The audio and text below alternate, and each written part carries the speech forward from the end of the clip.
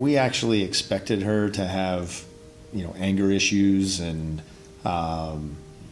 discipline issues, and so on and so forth, right?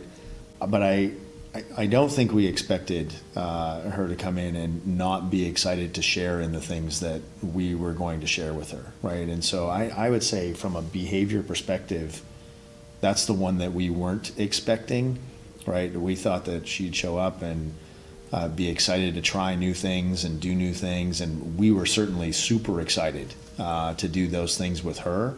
And when those feelings were not reciprocated, that was probably the most difficult for us.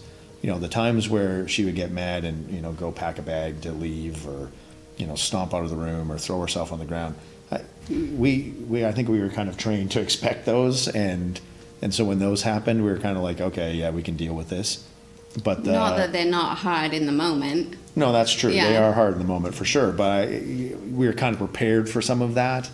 We just weren't prepared for her to be so disengaged or ungrateful, I guess maybe the word would be, for the things that we were wanting to do with her that we thought were fun, that obviously she thinks are fun too, just didn't want to show it. This is something that's changed significantly, is that we talk so much more about everything with her, with our biological kids, with each other. Yeah. It's something that's drawn us much closer together as a family, which is a great byproduct of it, but it's also it's work.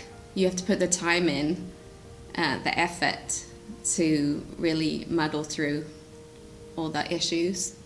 Yeah, I would say probably what helped us get through that, or sort of come to terms with that, was at some point in time we did sort of come to an understanding that from her perspective, right, that it's not that she's not enjoying it, it's not that she's not having fun doing it, it's that it's triggering a memory in her brain about a loss that she's had, right? And so that that she can't solve that. I mean, it just happens. And when it happens to her, she's going to react and have that sadness, right? And that the change probably actually needs to be on our side, right? That we need to stop whatever the fun activity is, and instead of being discouraged that she's not grateful about it, actually stop and recognize that, hey, she's actually all of a sudden incurring some sadness, and it's okay to just stop having fun and we can all be sad together for a little bit.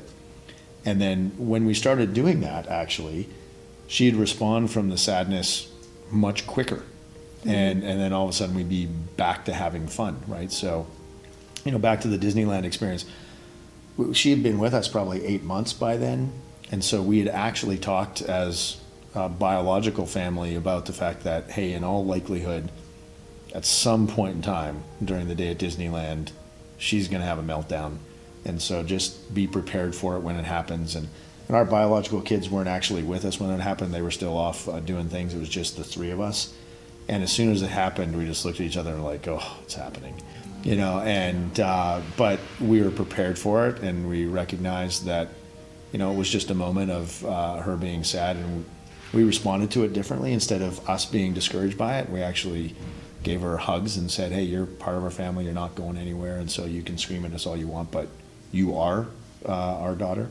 And within 20 minutes, again, she sort of calmed down, and then we were back to having fun again in the afternoon, and so we kind of learned that just talking that through and learning to be sad with them for a few minutes solved the problem.